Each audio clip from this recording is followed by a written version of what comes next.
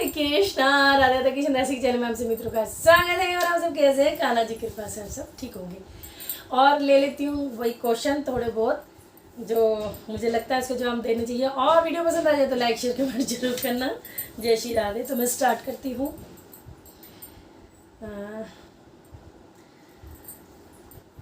पहला क्वेश्चन है अदिति राठौड़ का। इन्होंने लिखा है, दीदी आप लड्डू गोपाल जी के मेकअप में कौन से कलर यूज़ करती हो, प्लीज़ बताओ।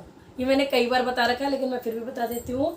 मैं लड्डू गोपाल के जो कलर करती हूँ तो एक्रेलिक कलर होता है, जिसे फैब्रिक कलर भी बोलते हैं। वो आपको स्टेशनरी की शॉप पे मिल जाएगा, जहाँ पे बुक्स वगैरह और जो पेन वगैरह बच्चों के मिलते हैं वहाँ पे आपको मिल जाएगी। एक्रेलिक या फैब्रिक कलर बोलोगे तो वो।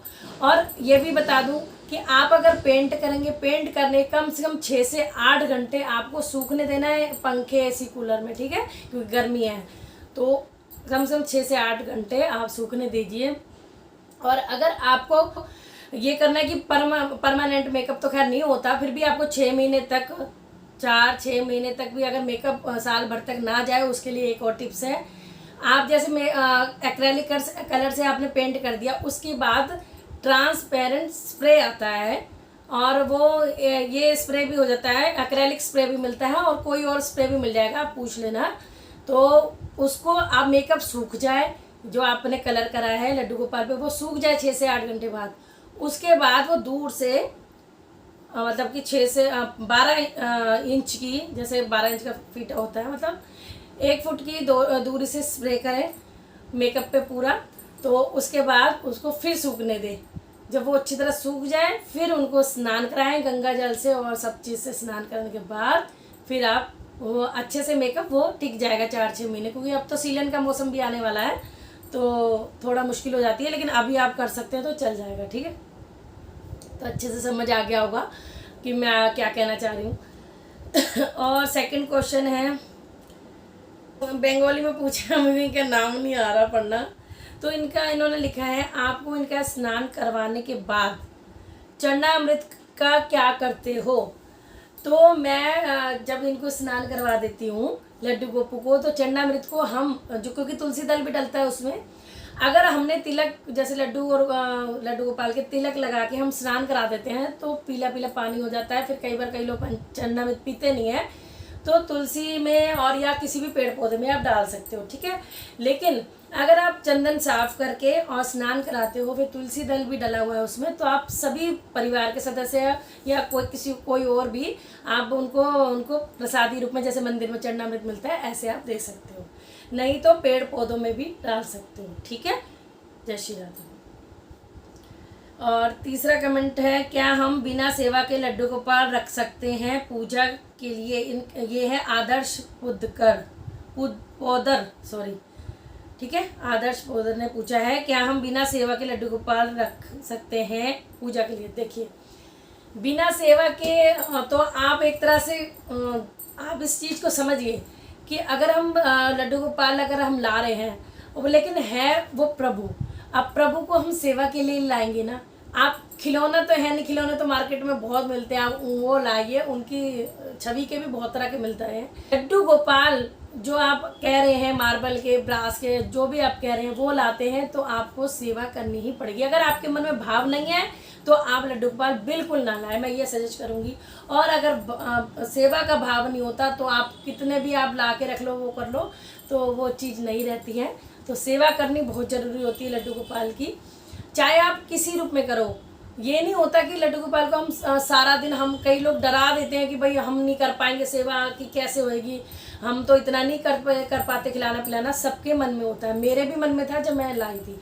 लेकिन जब आपके घर में कोई आ जाता है सदस्य, जैसे हमारे बच्चे हैं, हम अपने बच्चों का भी ध्यान रखते हैं, अरे रोटी का टाइम हो गया, चाय का टाइम हो गया, दूध का टाइम हो गया, इस तरह से रखते हैं ना। जब हमारे घर में लड्डू गोपाल हम ले आते हैं, अपने आप अंदर से फीलिंग आने लग जाती है, अरे ये लड्डू को, अरे चाय का टाइम हो गया और खाने का टाइम हो गया, भोग का, आरती का टाइम हो गया, वो आपको अपने आप फीलिंग आएगी, भाव जगाएंगे प्रभु के प्रति, तो बहुत सारे आपके अंदर फीलिंग और आने लग जाएंगी।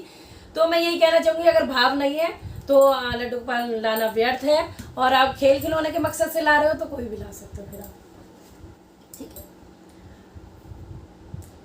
एक अब ये अदिति राठौड़, शायद मैंने पहले भी लिया था इनका, पता नहीं, मुझे याद भी नहीं रहता। दीदी नौका विहार करना कराना जरूरी है क्या?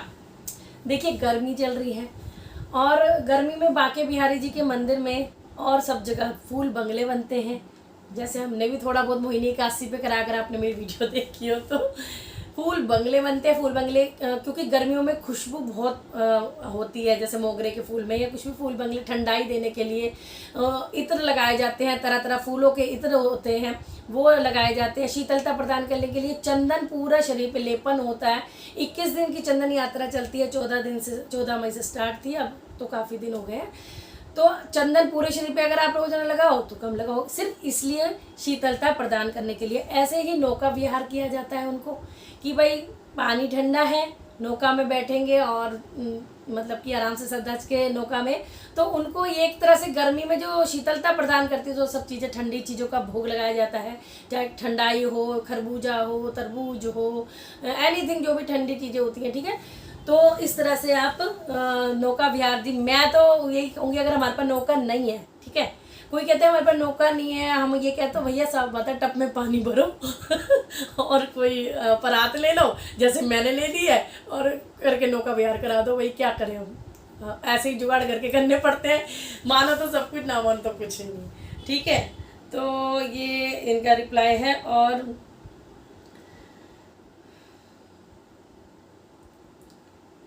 एक मेरे को क्वेश्चन आया तन्मय शर्मा का, मैया एक रिक्वेस्ट है आपसे, बता बेटा समझ के प्लीज़ मान लीजिएगा। मैया मैंने पहले भी कहा है और अब भी कह रहा हूँ कि मैया अगर बाल राधा रानी जी के हेयर ना मिलते हो आपसे तो हम उन्हें क्या कैसे हेयर पहनाएंगे, प्लीज़ भैया मेरी रिक्वेस्ट मान लीजिए। तो तन्मय बेटा पहले तो राधे राधे, बिल्कुल, और जल्दी मैं इस पर वीडियो बनाने वाली हूँ। और बस मुझे रिमाइंड है, अब तो खैर मुझे याद है मैंने वीडियो में बोल दिया, तो मैं जल्दी से आपको दिखाऊंगी। अगर किसी के पास हेयर नहीं है बड़ी राधा रानी के या फिर बाल राधा रानी के, तो आप किस तरह से लड्डू गोपाल के हेयर या फिर अपने हेयर से कैसे कर सकते हो। जबकि मैं कुछ सिलाई वगैरह कुछ नहीं ये सब करती नहीं हूँ, क्योंकि मैं नॉर्मल जो बाल आते हैं उनसे ही आपको करके दिखाऊंगी, अपनी लाडली पे ही करके दिखा दूंगी, ठीक है, ताकि आपको अच्छे से पता लग जाए। तो जल्द वो वीडियो भी मिल जाएगी आपको, शूट करूँगी अभी मैं। तो तन्मय बेटा चिंता करने की कोई जरूरत नहीं है, मैं वीडियो इस पर अपलोड करूँगी। तुम्हारा नहीं, बहुत पहले भी मेरे को डीएम भी बहुत आ रहे थे कि आप ऐसे हेयर स्टाइल कितने अच्छे बनाते हो, कैसे बनाते हो, तो मैं ज़रूर से बताऊँगी ताकि सब आप भी बना लो, ठीक है। और एक क्वेश्चन आया था ललिता जहांगीर का, मैम शिव परिवार मंदिर के गेट के बाहर जो मूर्ति है वो किसकी है और उनकी पूजा शिव परिवार की पूजा के बाद होती है या पहले? हम मंदिर जाते हैं, हमारे मंदिर में भी जो शिव परिवार है, ठीक है, उसके एंट्रेंस में यानी कि एंटर करते हैं से पहले बाहर इधर भी और इधर ही 2 मूर्ति बनी हुई है, वो कौन है, वो किसकी, इन्होंने पूछा। देखिए मैं इस विषय में ज़्यादा तर्क नहीं करना चाहूँगी, क्योंकि मैंने खुद देखा है इस विषय में इतनी अलग अलग स्टोरियाँ हैं, तो मैं शॉर्ट में जो मुझे पता है मैं वो बता देती हूँ। वरना अगर आपको देखना है तो आपको कार्तिक मास में जालंधर वाला वो है अध्याय, उसमें भी देख सकते हैं, नहीं आप गूगल पे सर्च करेंगे तो आपको बहुत सारी स्टोरियाँ मिल जाएंगी। तो इसमें क्या कह सकते हैं, मतभेद सबके अलग अलग हैं। तो लेकिन मैं बस यही बताना चाहूँगी कि एक बार जालंधर वन में जा रहा था, तो वहाँ पे पार्वती जी भ्रमण कर रही थी, तो उसने पार्वती जी को देखा तो उसके मन में विचार दूसरे आने लगे। तो फिर उसने अपने दूत से बोला कि ये कौन है, तो उन्होंने बोला शिव जी की पत्नी है। तो कह रहे वो उनको अपशब्द कहते हुए भोले बाबा को, तो इन्होंने बोला कि भाई ये इतनी सुंदर इनकी पत्नी है, तू जाके प्रस्ताव रख। तो जब उनका दूत भोले बाबा के पास गया तो भोले बाबा तपस्या में लीन थे। तपस्या को भंग करने के लिए उसने अपना जो भी शुरू करा, चिल्लाना या हंसना, राक्षस था वो जालंधर का जो दूत था, तो वो शुरू करा उसने। तो वो शुरू करा तो फिर जो भोले बाबा के शरीर से रक्त धारा बहने लगी। तो रक्त धारा बहने लगी तो उसमें से शेर के मुख का एक अजीब सा प्राणी ने जन्म लिया। तो उस प्राणी ने जन्म लिया, तो वो मारने के लिए उसको जालंधर के जो दूत है, जो जालंधर का जो संदेश वाला था, उसको मारने के लिए वो गया। तो जो जालंधर ने भेजा था जिसको, वो डर के मारे भोले बाबा के पैरों में पड़ गया, त्राही माँ मुझे बचाइए ऐसे कहने लग गया। और जब फिर भोले बाबा की आंख खुली तो भोले बाबा ने कहा, जा तू मेरे पैर में पड़ा है, तेरे को तू मेरी शरण में आया, मैं तुझे क्षमा करता हूँ। और उसे भी मना कर दिया जो निकला था कि भाई जो रक्त धारा से निकला था उसको कीर्ति मुख बोलते हैं, तो वो उसे कह दिया कि इसको माफ़ कर दे। फिर वो जालंधर वाला दूध चला गया। फिर उस जो कीर्ति मुख थे उनको भूख लगने लगी, तो उन्होंने बोला कि मुझे भूख लग रही है बहुत ज़्यादा, कि मैं क्या खाऊं। तो उन्होंने बोला, भैया ऐसा है, मैं तो तपस्या में लीन हो जाता हूँ, मैं आप तपस्या भंगूंगी, तेरे को अपने अंग ही खा ले तू। तो उसने ना अपने सच्ची में अंग खाने शुरू कर दिए, हाथ खाए पैर खा लिए, ठीक है, खाए एकदम। फिर भोले बाबा का ध्यान गया। फिर उन्होंने बोला, अरे ये क्या कर रहे हो? तो कह रहा कि आपने ही मेरे को बोला था कि अपने अंग खाना शुरू कर दे। कह रहे रुक जा भाई, तू तो सच्ची में ही खाने लग गया कि भाई हाथ और पैर तूने खा लिए, तो ऐसा क्यों किया? तो कह रहा, आपके शरीर से मैं उत्पन्न हुआ हूँ, तो आपके पुत्र समान हूँ मैं, तो मैं आपकी आज्ञा का पालन करूँगा, ऐसे बोला उन्होंने। तो तब भोले बाबा को उसकी बात सुन के बहुत अच्छा लगा। तो उन्होंने मतलब कि एक अंदर वरदान दिया उसको कि भाई तूने मुझे मेरी आज्ञा का इतना पालन किया कि तू अपने हाथ पैर ही खाने लग गया, तो तू मेरे पुत्र समान है। तो जैसे गणेश जी की सबसे पहले पूजा होती है, उससे भी पहले तेरी होगी, क्योंकि जैसे मेरे कोई शिव परिवार में एंटर करेगा तो जो कीर्ति मुख के इधर उधर दो लगी, वो दो नहीं है, वो एक ही है, वो दो मूर्ति बना देते हैं मंदिर के इधर उधर शिव परिवार, जब जो शिवलिंग होती है उसके बाहर। तो जब भी हम लोग जाते हैं तो हम जल का लोटा पहले उनके अर्पण करते हैं। तो सबसे पहले इसलिए अर्पण करते हैं क्योंकि वो होता है कि उससे पहले वो खुश हो गए थे, बोले बाबा कि तूने मेरी आज्ञा मानी, तो भाई तूने तो पुत्र का पूरा फर्ज निभाया, मैंने तो ऐसे ही बोल दिया था तेरे को। तब से फिर वो उन पे क्या, मेरे से पहले हम सबसे पहले तेरी पूजा होगी, इस तरह से। तभी हम जब शिव मंदिर में जाते हैं, शिव परिवार में एंटर करने से पहले, तो जो दो साइडों में विग्रह से खड़े होते हैं मूर्तियाँ, वो एक ही हैं, उनको कीर्ति मुख बोलते हैं, और उन पे ही हम जल चढ़ाते हैं, फिर एंटर करते हैं। तो मेरे को इतना पता है, मैंने इतना बता दिया, लेकिन स्टोरी बहुत है, और भी है। कोई कहता है छींक से उत्पन्न हुए, कोई कहता है कैसे उत्पन्न हुए। तो बेटा मेरे को जितना पता था अब आप मैंने बता दिया है, तो आशा करती हूँ आपको ज़रूर से अच्छा लगा होगा। तो ये कुछ क्वेश्चन के रिप्लाई हैं जो मैंने दे दिए हैं, और 2-3 क्वेश्चन और हैं जो मैं वैसे ही सोच याद कर लूँ, मैं भूल जाती हूँ। शायद एक बार मैं देख लेती हूँ पहले कि मुझे याद आ जाएगा।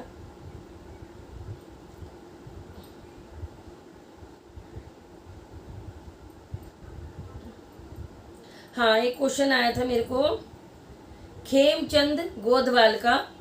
इन्होंने पूछा था, दी क्या हम लड्डू गोपाल के ऊपर पेंट कर सकते हैं? ये बहुत लोगों का क्वेश्चन होता है, क्योंकि उनको डाउट रहता है कि हमारे तो प्राण प्रतिष्ठित, और मुझे स्टोरी पे भी बहुत मैसेज आते हैं कि हमने प्राण प्रतिष्ठित कर रखे हैं प्रभु को, अब हम पेंट कर सकते हैं नहीं कर सकते, भाई वृंदावन नहीं जा पा रहे, नहीं करा पा रहे। तो देखिए मैं आपको एक बात क्लियर कर दूँ कि हम प्रभु को, बिहारी जी को श्रृंगार बहुत पसंद है, लड्डू गोपाल को, या मतलब ठाकुर जी को आप कितने भी नामों से उन्हें सम्मोहित कर सकते हैं।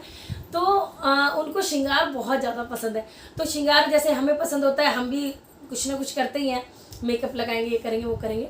तो जब प्रभु को श्रृंगार पसंद है, अगर आपको उनका श्रृंगार हट गया तो आप उनको देख के कहें, अरे प्रभु जी हम आपका श्रृंगार कैसे करें? तो आप मन में ये भावनाएं कि प्रभु हम आपका श्रृंगार करना चाहते हैं, रंगों से करना चाहते हैं, ताकि इतनी जल्दी हमसे बार बार पेंट वगैरह नहीं होता। तो आप प्रार्थना करें। देखो जो मेरे मन के भाव है मैं ऐसे करती हूँ, वो ही मैं आपको बताऊंगी कि आपके जो मन के भाव हैं, तो उसमें मैं यही कहना चाहूँगी कि आप उनको ये बोलो कि प्रभु हम आपका श्रृंगार कर रहे हैं, पेंट कर रहे हैं, आप थोड़ी देर के लिए विग्रह से बाहर आ जाइए, राधा रानी के साथ खेल लीजिए, थोड़ा सा आप गौ माता के साथ विहार कर लीजिए, और फिर जब मैं आपको पेंट कर दूँगी तो आपसे विनती है कि आप विग्रह में दोबारा आ जाइए। मैं ऐसे करती हूँ, देखो मैं अपनी बता रही हूँ, मेरे भाव ऐसे आते हैं और मैं ऐसे करती हूँ। बाकी आपकी जो इच्छा हो आप कर सकते हो, मैं ऐसे करती हूँ, क्योंकि भक्त के भाव ही भगवान को मतलब कि अपनी ओर खींचते हैं।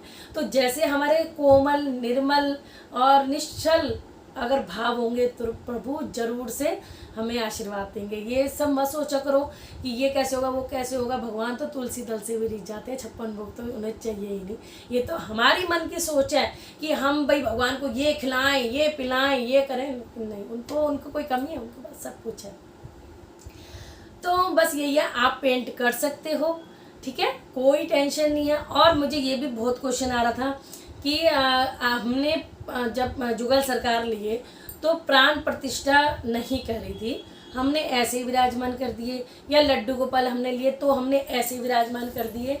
तो आप बताइए कि अब हमारे क्या प्रभु प्रतिष्ठित नहीं है, अब उनमें भाव नहीं है। देखिए, मैं कितनी बार बोल चुकी हूँ, मेरे जितने भी भगवान जी का मैंने मतलब कि विराजमान करे हैं, और आप सबको पता है हम पंडित जी हैं, ठीक है, मेरे घर के ही पंडित जी हैं, तो हम तो पूरा नियम से सारा पूजा सेवा करवा सकते हैं।